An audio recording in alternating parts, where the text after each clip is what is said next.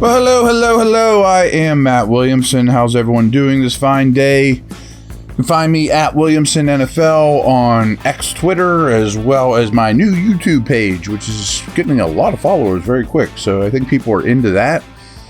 You can find this on DK's website. You can download it as a podcast. You can, it's also on YouTube. So we are going to talk defensive personnel groupings today for the Steelers. And if you've been listening for a while, thanks, first of all. If you haven't, welcome. But I don't know the percentages in front of me, but I've been telling you the percentages all year.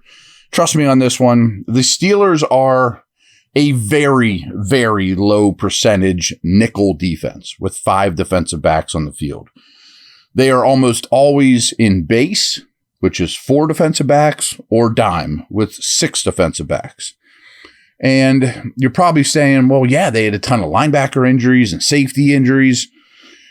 Yes, that didn't help at all. But these tendencies were true when they were totally healthy, early in the year, really for the last several years. Now, they may want to play this way. I mean, it indicates, but as much as they use it, it indicates that they do. I think that's flawed thinking, or at least needs to be re-examined or give you more nickel capabilities. Because if you're an opposing offense, and I can just make one substitution and get you from 4 defensive backs to 6 defensive backs. I mean, they're either heavy or they're light. And in today's NFL, you need to be all the above. There's, for example, the Bills defense under McDermott basically lives in nickel. They almost never go to base or dime. Now, I'm not saying that's a solution either, because you have to have great linebackers to do that. Milano, Edmonds, etc. there. And versatile guys, and we'll talk about that in a minute here. But, opposing offense coordinators also know, hey, I'm getting nickel all the time. I mean, it'd be nice to be able to show a lot of versatility, to play all 3 groupings equally well, equally efficiently, without having a huge drop off. I don't think you want to be, all right, we're either heavy on this play or we're light on this play, because teams now will run on you when you're light, throw on you when you're heavy. Just look at the top offenses that were left in the league. The Niners, they live in 21 personnel with 2 backs, Juszczyk. But if Juszczyk's not a pass catcher, that doesn't do him that kind of, doesn't do him a lot of good. So what do the Steelers do against that? They probably play base. Well, they're going to get thrown on like crazy because Kittle, Juszczyk, McCaffrey are all such good receivers. How about the Super Bowl champs, the Chiefs? They play a ton of 12. They play a ton of 13 with 2 and 3 tight ends on the field. But one of those tight ends is Travis Kelce. So if you play against them in 12 with base, you almost have a linebacker on Kelce every time. And that's brutal. The Ravens, now they have 2 really good tight ends in Andrews and Likely. Are you going to play base against the Ravens going forward? I mean, are you going to play your 3-4 with 4 defensive backs on the field against a back, Andrews, Likely, and 2 receivers? They're going to stretch you out like crazy, And so I think that becomes too predictable. It's too far-fetched in each direction. You need to have more versatility. And side note, the Steelers offense basically lived in 11. Well, they didn't. That's a misnomer. But how would the Steelers play against the Steelers in 11? You would be in dime. But Allen Robinson is closer to Travis Kelce than he is to Zay Flowers. So if the Steelers offense came out in 11, 3 receivers, one of which was Allen Robinson, and the Steelers defense comes out in dime, they're going to run against that defense. You see what I'm saying? I mean, I hope that's not too confusing. So I think it really needs to be more of an off-season priority is how can we become a higher percentage nickel defense? And there could be some great ramifications for it. And we'll talk about some reasons here in a minute. But BetOnline is your number 1 source for odds, stats, trends, as well as lines. They, with everything from point spreads to hundreds of player performance props, with dozens of odds, props, and info on hundreds of sports, events, politics, and entertainment. You can access the world's best wagering information anytime from desktop or your mobile devices.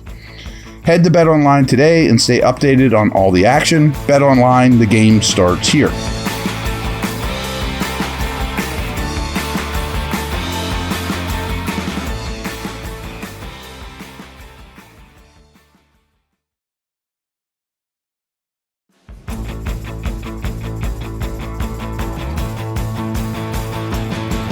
So, early in the season, the Steelers had 3 capable linebackers, which was an upgrade from the year before, Holcomb, Alexander, and Roberts. I think they had plans of using 3 safeties, Neal, KZ, Minka. And I think that even goes back to KZ, Edmonds, and Minka, with 3 safeties on the field. So, but there's a dilemma here, so we'll talk about that in a minute. So big nickel to me can be a remedy here, and it's easier to find safeties than linebackers. So I think we've talked about this a fair amount. If not, we certainly will going forward. Just the free agent class, this linebacker draft and this safety draft aren't great. They really aren't. None are going in the first round, I don't think, at either position, just true off the ball linebackers. But safeties are a much different or much deeper free agency crop, and they're much cheaper. I mean, fishing in the safety market in free agency, you catch fish. I mean, that's a good place to shop. That's a good aisle to shop. Linebackers last year was. This year, it's a lot thinner. It's a lot thinner in the free agent market. And the price tag of every down linebackers is going up for this exact reason. So if you have, I mentioned Tremaine Edmonds with the Bills. He was an every down linebacker. Bears gave him like $18 million. Steelers aren't giving a linebacker $18 million.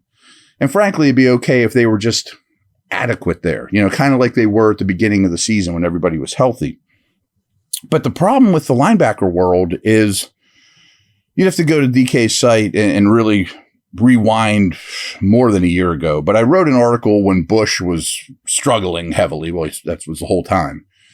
But I didn't excuse it, but early drafted linebackers, it's become a real trend that they have a tough first couple years. I mean, the Shanahans of the world just manipulate them to no end. Their responsibilities are so great.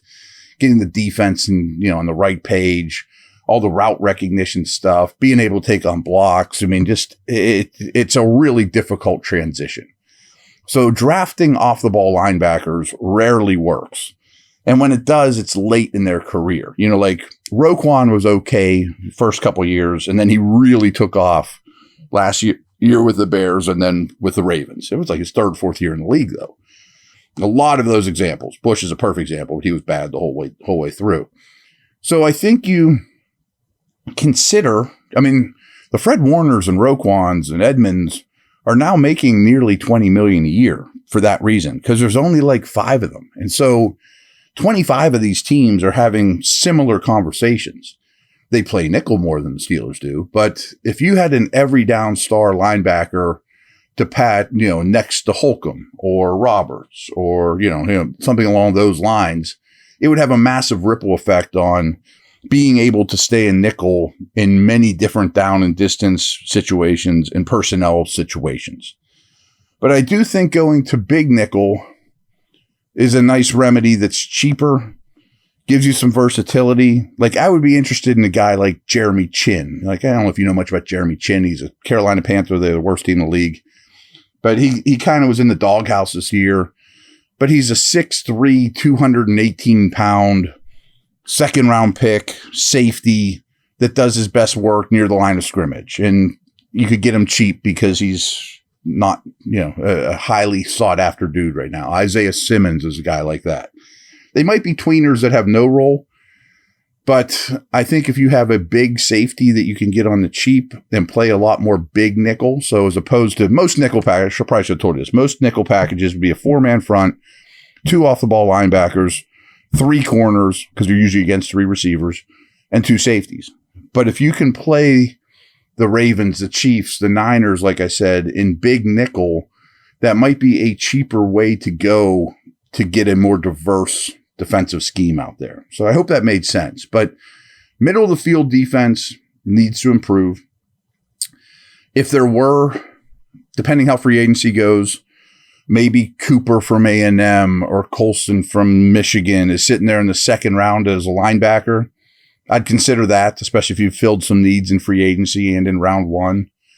But I definitely think paying for a safety, even $4 million, $5 million, $6 million. Then you have two reasonably big contracts at that position with Minkah, but so what?